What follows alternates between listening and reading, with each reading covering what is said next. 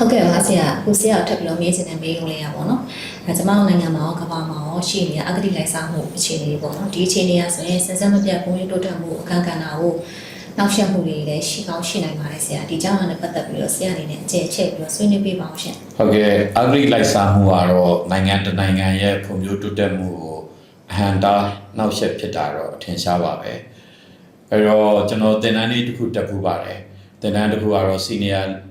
Management and Leadership Course ဆိုတော့မှကျွန်တော်တက်ခဲ့ပူပါတယ်။စင်ကာပူနိုင်ငံလာတင်လာပေါ့လေ။စင်ကာပူနိုင်ငံလာတင်နေတင်ပြီးတော့မှကျွန်တော်တို့ကဒီကိုယ့်အတွက်လိုအပ်တဲ့ပညာဘူးသူရာရတာဖြစ်တဲ့အတွက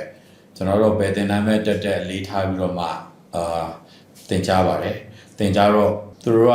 ကျွန်တော်မေးတယ်မင်းတို့နိုင်ငံရဲ့တင်စာတာတွေပါလိထွက်လဲပေါ့စာသင်ပြောတော့ကျွန်တော်လည်းစကားလေးပါလိမြန်မာနိုင်ငံထွက်ကြပြောပြီးတော့မှစကားပြောပြီးတဲ့ညနေကျတော့ကျွန်တော်ကရွှေကုန်းဖျားကိုကျွန်တော်လိုက်ပို့တယ်လိုက်ပို့တော့အဲ့ဒီနိုင်ငံသားကျွန်တော်တို့လည်းတော့တက်နေပါစာသင်တာလည်းတော်တော်ကောင်းတယ်သူသင်တဲ့ subject နဲ့သူ့ဘာသာရပ်ကိုတော်တော်လေးပိုင်နိုင်ကျွမ်းကျင်ရှိတယ်ရှိတော့ကျွန်တော်ကရွှေကုန်းဖျားကိုလိုက်ပို့တယ်လိုက်ပို့တော့ကျွန်တော်နဲ့ကျွန်တော်တကယ်ချင်းတယောက်ကလိုက်ပို့ပြီးတော့ကျွန်တော်ရှင်းပြတာပေါ့ရွှေကုန်းဖျားမှာကျွန်တော်တို့မြောက်ဖက်မုံနာမှာစိတ်မှုတော်တင်တဲ့မှတ်တမ်းလေးရှိတာပေါ့အဲ့ဒါကိုကျွန်တော်ရှင်းပြတာပေါ့ရှင်းပြပြီးတော့မှ तू ကဘာမေးလဲဆိုတော့မင်းတို့ကွာတဲ့ကြောင်းမြတ်တန်ဆိုတာတန်ဖိုးရှိတဲ့ကြောင်းမြတ်တန်ဆိုတာဒီအများကြီးထွက်တာပဲတဲ့colorful precious stones ဆိုတာဒီတန်ဖိုးရှိတဲ့ရောင်စုံကြောင်းမြတ်ရတာထွက်တာပဲတဲ့မင်းတို့ကတကယ်တမ်းကျတော့ဟိုတထေးတွေပဲကွာပြောပါတယ်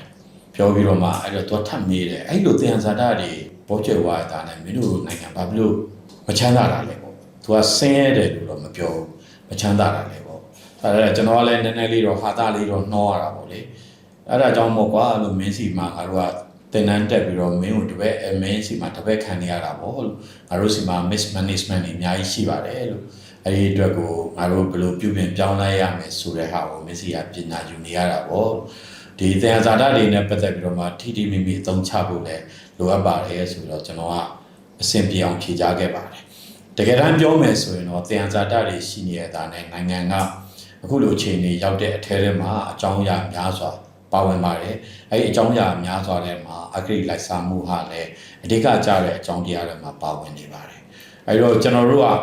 အဂတိလိုက်စားမှုနဲ့ပတ်သက်ပြီးတော့မှကမ္ဘာတစ်ဝန်းမှာကျင့်သုံးနေတဲ့နိုင်ငံတွေရဲ့ကျွန်တော်တို့အဆင့်တန်းတွေနေစနစ်တွေလှုပ်ဆောင်ချက်တွေကိုလေ့လာလိုက်တဲ့အချိန်မှာ 100% တရားရာခိုင်နှုန်းကျွန်တော်တို့ကင်းစင်တဲ့နိုင်ငံတွေဆိုတော့ကျွန်တော်မတွေ့ပါဘူးဒါပေမဲ့အာရှမှာကျွန်တော်တို့အဂတိလိုက်စားမှုအကင်းရှင်းဆုံးနိုင်ငံတွေထဲမှာစင်ကာပူနိုင်ငံထိပ်ဆုံးမှာပါဝင်နေတယ်ထိပ်ဆုံးမှာပါဝင်နေတာဖြစ်တဲ့အတွက်အဂတိဆိုတာဘာလဲပေါ့ကျွန်တော်တို့မြန်မာလိုအဓိပ္ပာယ်ဖွင့်ရမယ်ဆိုလို့ရှိရင်စာနာဒေါသဘယမောဟဆိုတော့အဂတိတရား၄ပါးရှိပါတယ်အဲဒီအဂတိတရား၄ပါးကိုကင်းရှင်းမှုလိုပါတယ်လို့တော့ကျွန်တော်တို့ကခုနပြောတဲ့စင်ကာပူနိုင်ငံကလာရောက်ပို့ချတဲ့ Senior Management and Leadership Course မှာဆရာတင်လာပေါ့လေတင်တော့သူတို့နိုင်ငံကစင်ကာပူနိုင်ငံကတောက်သုံးရေတော့လောက်မရှိတဲ့နိုင်ငံကအခု G20 တဲ့ကိုဝင်ဖို့အတွက်ကိုဒါဆူနေတဲ့နိုင်ငံတစ်နိုင်ငံဖြစ်ပါတယ်အကြံဝန်းအဖြစ်လည်းကျွန်တော်တို့ရန်ကုန်မြို့အကြံဝန်းလောက်ပဲရှိတယ်ဒါပေမဲ့ခုနပြောတဲ့စနစ်တွေကောင်းတာကိုကျွန်တော်တို့ဆိုလိုခြင်းဖြစ်ပါတယ်အဲတော့အဂတိတရားဆိုတာကကျွန်တော်တို့ကမိမိရဲ့လုပ်ငန်းဆောင်တာအတွက်ငွေကြေးပေးဆောင်မ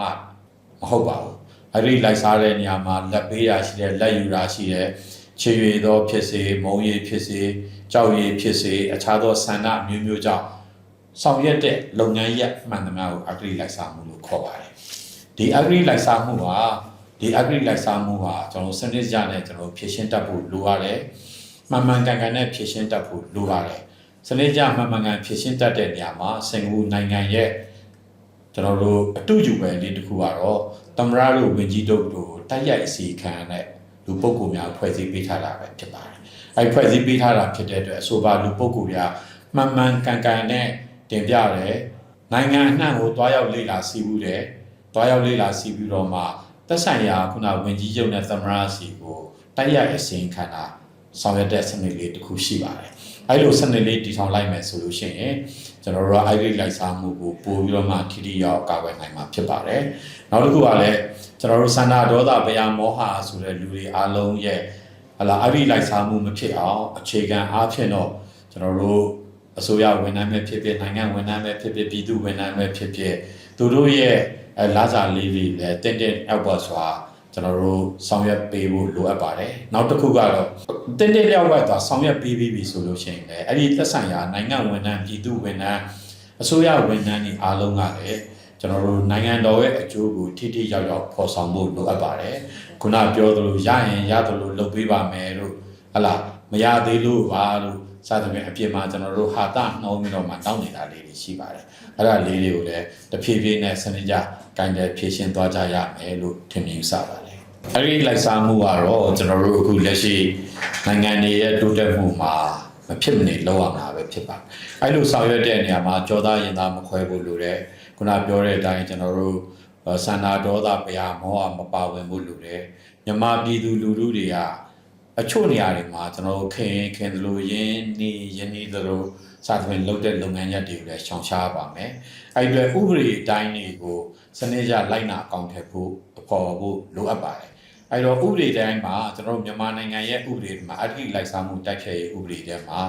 တိုင်ကြားမှအရေးယူရမယ်ဆိုတဲ့အကြောင်းအရာတွေကိုလည်းပြန်ပြီးတော့မှစဉ်းစားသုံးသပ်ကြတယ်ကျွန်တော်တို့ကထင်ပေါ်ကြော်ကြားမှုဆိုတာလည်းပါလာတယ်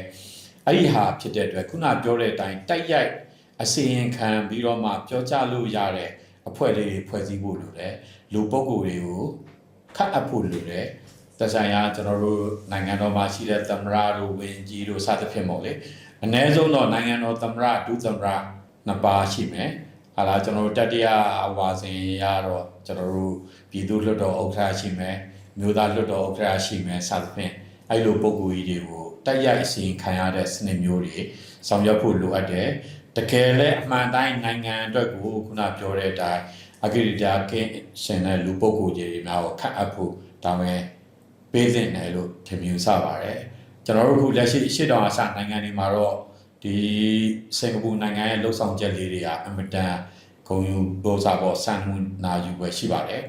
နောက်ပိုင်းမှာတော့ကျွန်တော်တရုတ်နိုင်ငံကလည်းသူ့ရဲ့ဖွံ့ဖြိုးတိုးတက်မှုအတွက်အဂရိလိုက်စားမှုတွေတိုက်ဖြတ်မှာဖြစ်တဲ့အတွက်ကိုကျွန်တော်တို့တင်းတင်းကြပ်ကြပ်နဲ့ထီထီရောက်ရေးယူရရှိပါတယ်ဗီယက်နမ်နိုင်ငံလည်းအလားတူပါပဲကျွန်တော်လွန်ခဲ့တဲ့တစ်နှစ်လောက်ကကြားလိုက်ပါတယ်မျိုးသမီးတယောက်ကစီးပွားရေးလုပ်ငန်းနဲ့ပတ်သက်ပြီးတော့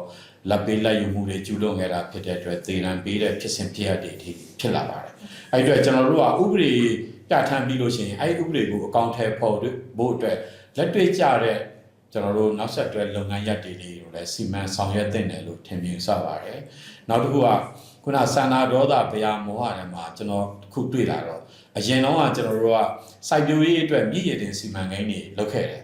စိုက်ပျိုးရေးအတွက်အဓိကဒါလိုအပ်တဲ့ရေကိုမြစ်ရည်တင်စီမံကိန်းတွေနဲ့မြစ်ကြီးတွေကနေပြီးတော့မှရေတင်တယ်အခုမြစ်ရည်တင်စီမံကိန်းတွေမရှိတော့ပြန်ပါဘူးမရှိတော့တာဖြစ်တဲ့အတွက်အစိုးရအဖွဲ့တစ်ခုတက်လာတာနဲ့မူဝါဒတစ်ခုပြောင်းလာတယ်ခေါင်းဆောင်တူတက်လာတဲ့မူဝါဒပြောင်းနေဆိုတဲ့အရာတွေကလည်းကျွန်တော်တို့စဉ်ဆက်မပြတ်ဖွံ့ဖြိုးတိုးတက်ရေးအတွက်အနှောက်အယှက်အဟန့်တာဖြစ်စေတယ်တနည်းအားဖြင့်အဲ့လိုပြောင်းလဲခြင်းတွေဟာလည်းအဂရိလိုက်စားမှုကျူးလွန်ရာအကြောက်တယ်ဆိုတာလည်းသတိပြုမိဖို့လိုအပ်ပါတယ်ပုဂ္ဂိုလ်ရေးခံစားချက်တွေကိုဖယ်ခွာပြီးတော့မှအလုံးနဲ့ဥပဒေကြောင်းနဲ့အလုံးကိုပဲအဓိကထားစဉ်းစားဆောင်ရွက်မှသာအဂရိလိုက်စားမှုတွေကျော်ပါနိုင်တယ်လို့တင်ဆက်လိုပါတယ်ဟုတ်ကဲ့ပါဆရာ